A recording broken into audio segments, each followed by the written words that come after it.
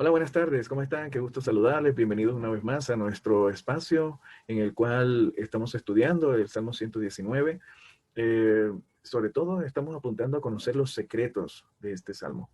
En clases anteriores hemos visto que no solamente es clave entender que este salmo está basado en un alfabeto hebreo eh, y que es una poesía acróstica, sino que también es imprescindible conocer cada una de las letras.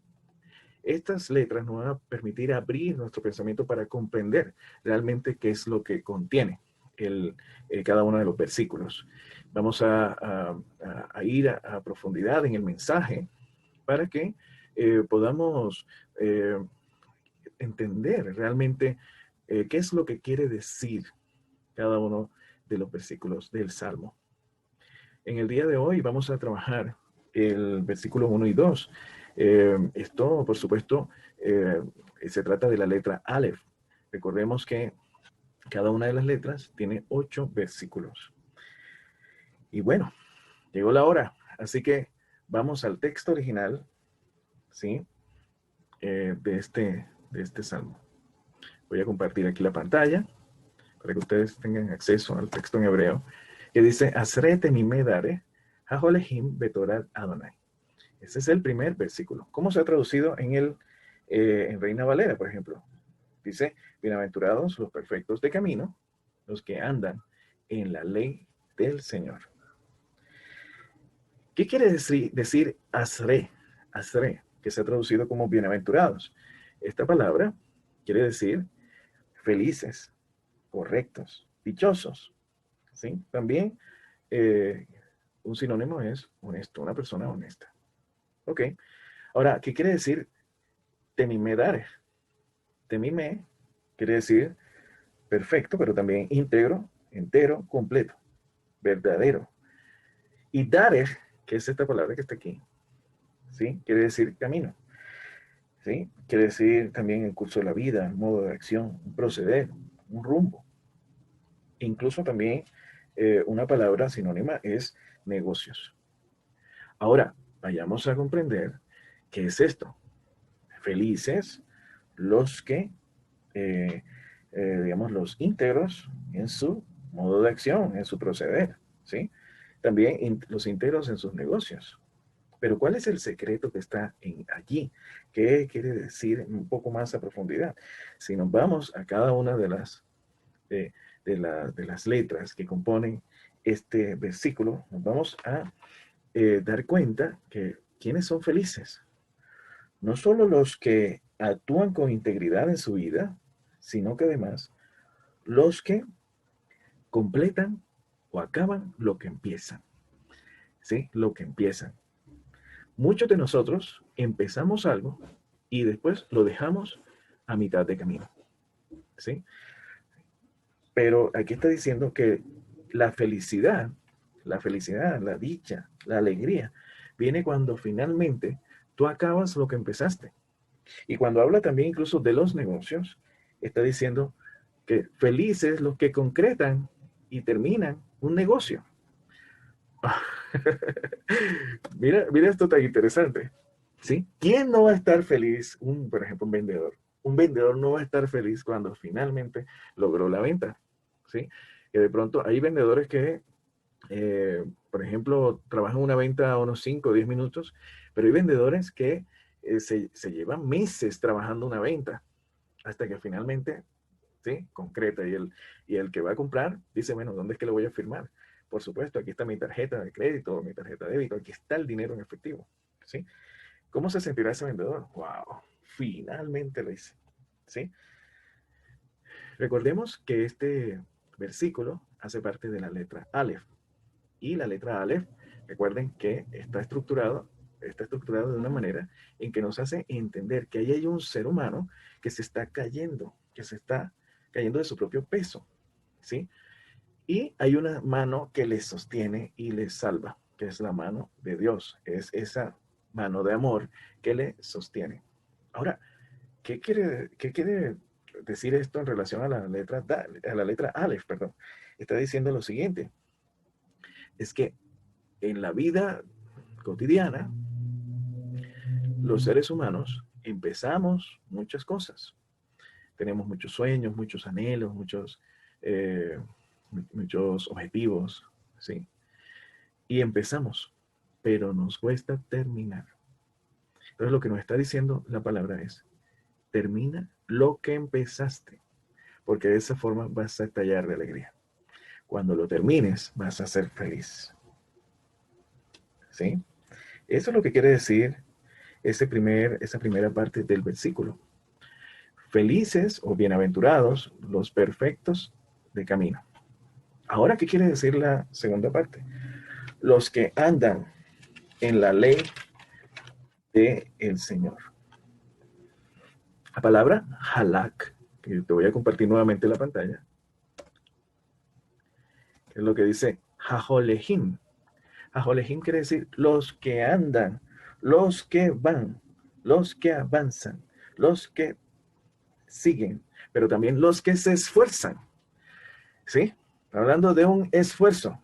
Recordemos, la primera parte dice, los que, bienaventurados, felices, ¿quiénes? Los que completan lo que empezaron, los que terminan lo que empezaron.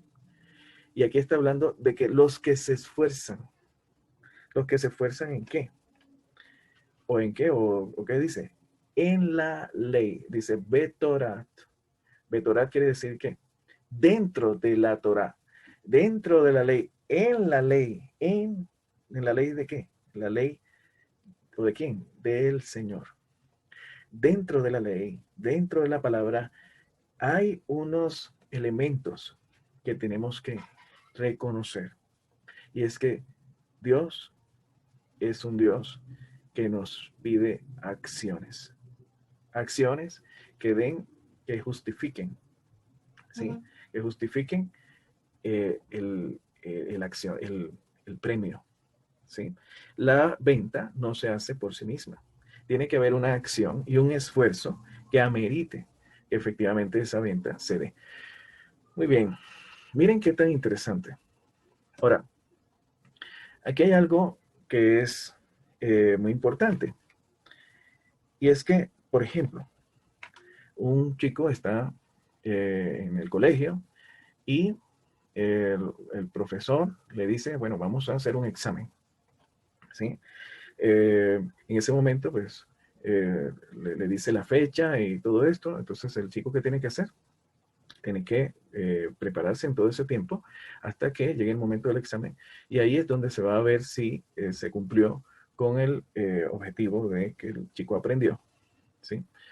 ¿Cuándo se va a esforzar? Durante el tiempo donde no hay examen. Pero hay muchos chicos que creen que no, que en el examen ellos van a pedirle a Dios, Señor, ayúdame en este examen porque no he estudiado. ¿Y qué va a hacer Dios? ¿Le va a ayudar? No, no le va a ayudar. ¿Por qué? Porque no estudió. Es decir, que tiene que haber acciones. ¿Para qué? Para que generen el mérito a la hora de la prueba.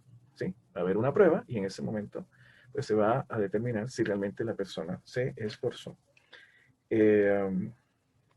Recordemos lo que estudiamos en la letra Resh. La letra Resh, versículo 160, ¿sí? Te confirmo. La letra Resh dice, 160 efectivamente dice, la suma de tu palabra es la verdad. Y eterno todo juicio de tu justicia. ¿Qué quiere decir? Que recuerden que la letra suma no está allí, solamente la letra Resh, la letra Rosh, perdón, la palabra Rosh, que quiere decir la cabeza de tu palabra es verdad. Cuando estemos analizando, tenemos que ir a la verdad contenida dentro de la palabra. La palabra tiene un propósito y es llevar la verdad. Y esa verdad tiene que ser observable, ¿sí? Es un hecho irrefutable que habla por sí mismo. ¿Cuál es el hecho irrefutable en un examen? Por ejemplo, que efectivamente lo gana el que estudió. Quien no estudió, pues no gana el examen.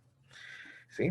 Entonces, esa es la verdad contenida en este versículo, en esta segunda parte del versículo que dice, los que andan en la ley del Señor, es decir, los que se esfuerzan en conocer la ley del Señor, la ley, la verdad que está contenida en la palabra.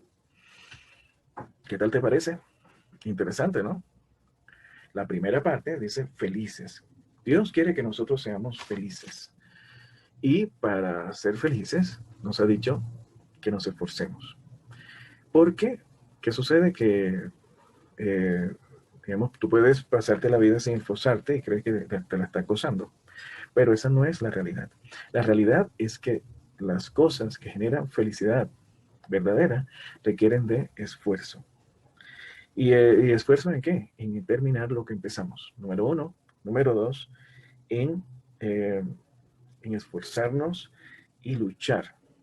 ¿Luchar contra qué? Contra los desafíos de la vida. Recordemos que la vida, ese ser humano de la letra Aleph, está afrontando un desafío. Y ese desafío es el que amenaza la caída. ¿Sí? Amenaza al ser humano con su caída.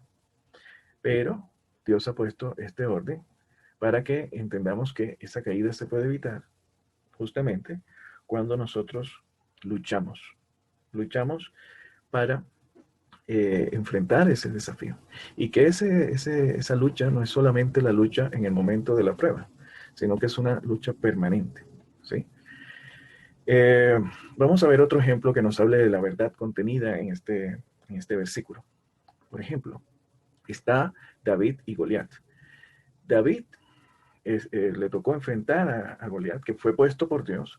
¿Para qué? Para que enfrentando ese desafío, David pudiera ganar autoridad en el pueblo, ¿sí? Porque él había sido ungido rey. Ahora, simplemente él, una persona que no estaba preparada, cogió una piedrita y le dijo, bueno, en nombre del Señor, pa. No, no. Porque David era una persona preparada. Siendo a un niño, estaba preparada. ¿Preparada en qué? Preparada en la ley del Señor, pero también preparado en enfrentar los desafíos que él tuvo por delante. El oso, el león, etc. Pasemos a otro ejemplo. Digamos, eh, ¿quién será? Por ejemplo, Moisés. Moisés tuvo que enfrentar al faraón, ¿sí? Y efectivamente hubo un tiempo que fue el momento justo en el cual tuvo que asumir ese desafío cara a cara con Faraón. ¿Sí? Pero él también tuvo que haber pasado por un encuentro con Dios y una preparación previa, prácticamente que tuvo en Egipto para gobernar el pueblo, porque él era un príncipe en Egipto.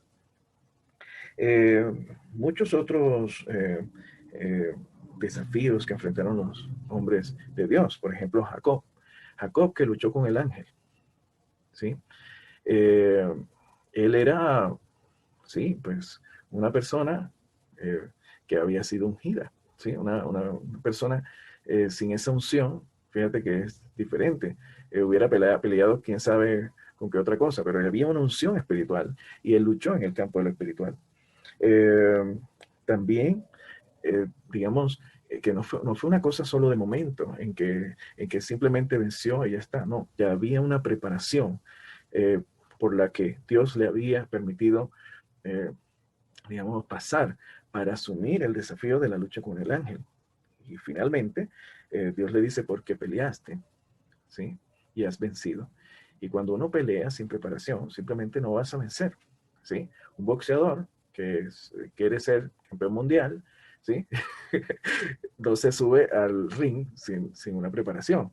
Eh, un corredor de atletismo que se va para una, digamos, para los Olímpicos, no se ha preparado, pues que se olvide que va a tener una medalla. Seguramente lo va a salir en la televisión por la vergüenza que va a hacer pasar al país, ¿sí? Entonces, todo en la vida requiere de un esfuerzo, una preparación para poder enfrentar aquellos gigantes, aquellos desafíos. Y la palabra nos enseña justamente eso. Los gigantes están puestos ahí. ¿Para qué? Para que podamos tener la valentía de enfrentarlo y también para definir realmente si te has preparado en el tiempo en que has tenido de gabela para poder asumir ese gigante. Muy bien, con esto terminamos el primer versículo. ¿Estás preparado para el segundo?